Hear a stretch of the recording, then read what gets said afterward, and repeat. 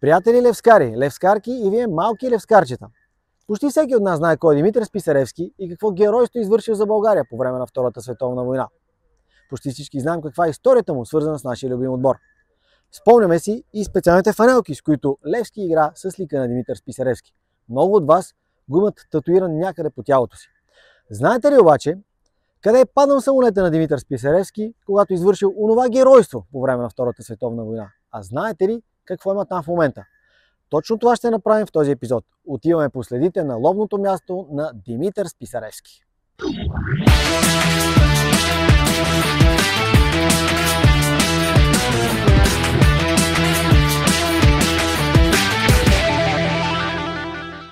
Здрасти, Преславе.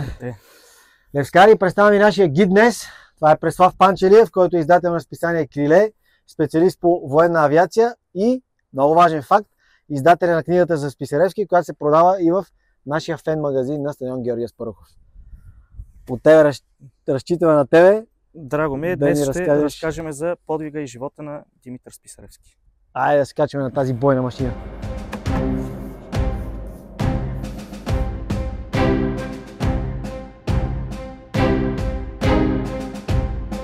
Левскари, тук отзад сме с Преслав Панчелиев. Ето и книгата, която ви казах. Да започнем там за историята на Списаревски с Левски. Тези години, в които е играл, преди да се случат събитията, за които ще говорим малко по-късно. Да, аз ако мога първо така с един паралел между Левски и Георги Аспарухов Гунди да вметна. Много хора ще кажат, че то няма никакви връзки между Списаревски и Гунди, но напротив има 2-3 връзки. Гунди е роден май месец 1943. Само след 10 месеца почива Димитър Списаревски, загива в геройския бой с американските бомбардировачи. Но всъщност може образно да се каже, че и той, и летците, които на 20 декември са се били в небето над София с американските бомбардировачи, спасяват София от бомбардировки. И индиректно спасяват семейството на Гунди, защото мисията на нашите летци е била горе в небето, когато нашите изтребители започнат въздушния двубой с американските бомбардировачи, прикривани от американски английски изтребители, да могат да ги спрат за около 30-40 минути, да не пускат своите бомби и по този начин населението, което с въздушна тревога, въздушна сирена е предупредено, да може да се скрие в бомбоубежищата. И както знаете, Гунди е роден в Слатина и точно в този момент на 20 декември част от американските бомбардировачи успяват да стигнат и до Слатина и до Хаджи Димитър, да си пуснат бомбения твар и да избият 100 човека невинни жители. Слава Богу, Гунди не е сред тях точно на тази дата, защото благодарение на летците горе в небето, въздушната тревога е подадена успешно и много от хората си успяват да се крият в бомбоубежищата. Колко е запазена историята за тези години две, в които Списаревски играл в Левски? В твоята книга има и снимки от тогава с целият отбор на... Успяхме да намерим снимки, значи Списаревски, понеже е бил спортен човек, тренирал е различни видове спортове, като баскетбол, като футбол, като лека атлетика, има много добра, хубава физическа натура, както казва и неговия инструктор генерал Стоян Стоянов. Димитър Списаревски е един от малкото български летци, на който много са му завиждали, в кавички, в хубавия смисъл на думата, когато са излизали на разходка по центъра на София, абсолютно всички хубави момичета софийски са се обръщали само след Димитър Списаревски, защото има много хубаво физическо телосложение. Данните са, че Списаревски е играл от 1933 до 1936 година в футболния клуб Левски и както Гунди започва в юношеската формация на тима и е документирано, че е изиграл и 5-6 приятелски мача в мъжката формация на Левски. След това вече през 1936 година прекратява спортната си кариера, за да кандидатства в военно-въздушното училище и само една година след това е избран сред 10-те най-добри български летци, които отиват да се обучават в Германия.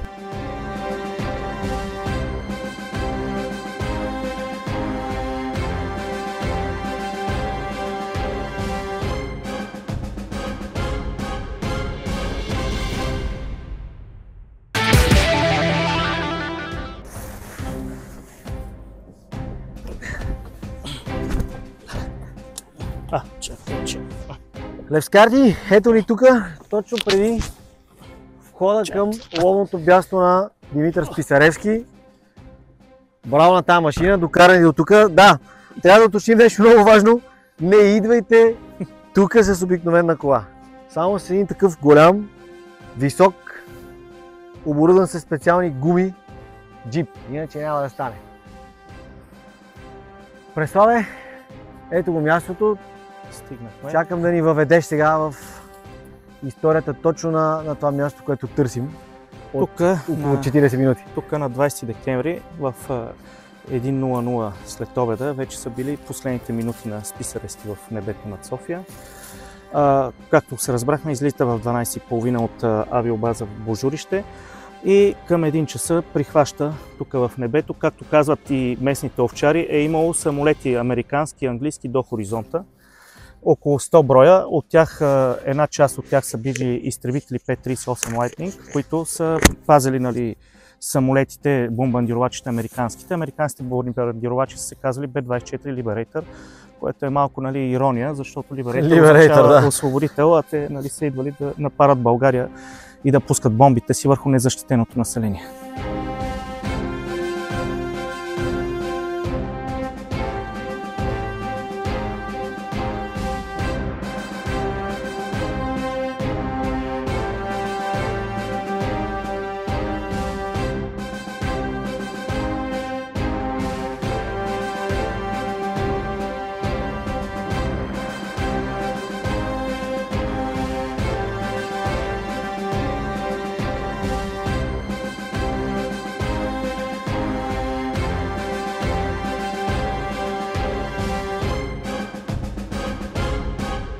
Левскари, ето го, ловното място на Димитър Списаревски. Както спираме на път за морето на магистрала Хемус да дадем почет на Георги Аспарухов Гунди, така ви съветвам да дойдете някой ден тук, както сме сега ние, декември месец, 19 декември днес, нали така, точно един ден преди да се случат тези събития. Какво е било времето тогава всъщност? Времето е било същото като преди 80, в смисъл днешния ден, преди 81 години е било абсолютно същото. Мъгливо сутринта и по обед с температури около 10 на градуса, слънчево време, хубаво, но за съжаление станал въздушен бой и Списаревски загива в 13:00 часа, точно тук над тези борове. Неговия самолет се прави такава маневра, която се описва като въздушен таран. Първият въздушен таран признат в целия свят, станал по време на война. Димитър Списаревски го извършва, като се блъска в бомбардировач, американски бомбардировач B-24 Liberator, от който оцелява при удара, оцелява от взривната вълна само стрелеца, който е бил най-отзад в американския бомбардировач. И пада тук. И пада тук. Самолета американския пада малко по-надолу, а на Списаревски точно е тук открит неговия самолет. За съжаление Димитър Списаревски не оцелява при този сблъсък. А какво се случва с този, който е оцелял?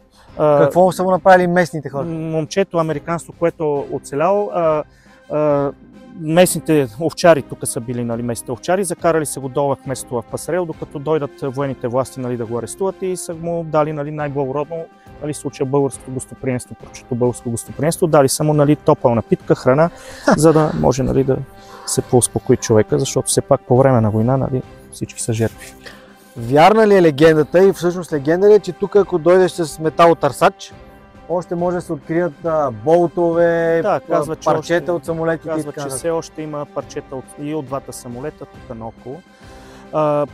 За самия полет Димитър Списаревски в продължение на няколко минути обстрелва американския бомбардировач, успява да се клени в изтребителите P-38 Lightning, успява да достигне след това американския бомбардировач, пронизва го на няколко пъти и след това решава да направи маневрата, така наречения въздушен таран, и да се взрива в него, като американският бомбардировач е зареден с 3 тона боеприпаси и се взривява още във въздуха.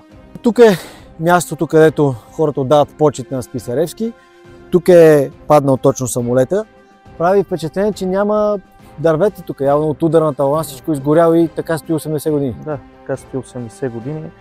Тук загива героя Списаревски, но нека набързо да разкажем как живя герой Списаревски, все пак за по-незапознатите. Роден е в град Добрич 1916 година, тогава е под румънска окупация. И Списаревски през целия си живот е бил с много буен и много честолюбив нрав. На 3 години и половина го изселват, най-вече семейството му, поради факта, че в селската кръчма на Добрич влиза и започва, нали, да пее така популярния, нали, български химн тогава "Шум и Марица окървавена". Румънските власти още на другия ден привикват баща му и цялото му семейство и го изселват в Лом. Тогава, 1916 година, Добрич и Северна и Южна Добруджа са били под румънска окупация. Той живее заедно с семейството си и с брат си Иван, който по-късно стал моряк от военноморския флот на България, в Лом, след това се премества в Белоградчик и накрая в София. 1936 година, когато вече след кариерата му 2-годишната в футболен клуб Левски, се записва във военното училище за летец и след 2 години вече отива в Германия в немската авиобаза Каубойрен. Там има един много интересен факт. Загиват двама български летци по много лошо време в Германия в една горичка над авиобазата и вечерта предстоя Списаревски казва: "Това е по ваша вина на немското ръководство. Моля ви се поне да се извините", и те отказват да се извинят.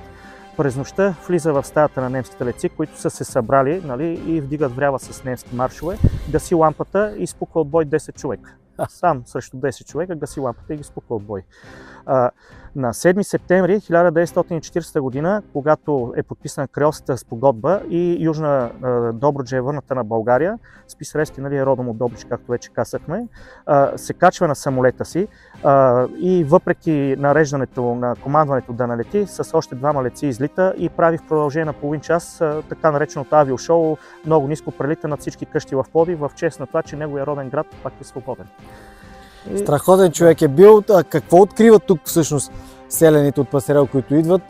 Тялото на Списаревски? Да, когато загива на 20 декември в неравен въздушен бой, самолета му пада и казват местните овчари и деца, които минават от тук след около половин час, за да търсят от отломките разни все пак ценни вещи. Намират само част от кръка на Списаревски в Ботуш и част от неговия юмрук. На юмрука му има пръстен, златен, по това разпознават Списаревски, както и по сребърното кръстче с неговото име. И ги връщат след време на майка му. Портфейла му малките деца го вземат, нали, за да търсят ценни работи в него. И говорят свидетели, че, нали, прахта на Списаревски е била навсякъде, нали, след като е изгорял. Малките овчарчета преминават през нея и, нали, символно прахта му се качва горе в небето. И така загива героя Списаревски. Един от интересните факти е, че картечаря, който изкръква от задната част на бомбардировача Б-24 и се спасява, след време отива при майката на Списаревски, Ветка, и връчва неговите медали, които по време на войната са му връчили американските военно-въздушни сили, ги връчва на майка му и казва: "Това са моите медали, нека вие да ги пазите, защото вашия син, нали, загина за неговата страна България." Преслава, много ти благодаря, че ни разказа така детайлно историята на Списаревски. Един легендарен човек и за българската авиация, и разбира се за нашия любим футболен клуб Левски. Левскари, това е. Цъкнете камбанката, харесайте това видео, станете абонати на нашия канал, последите ни във всички социални мрежи: Facebook, TikTok и Instagram, за да не пропускате някои от следващите ни епизоди. Чао за сега!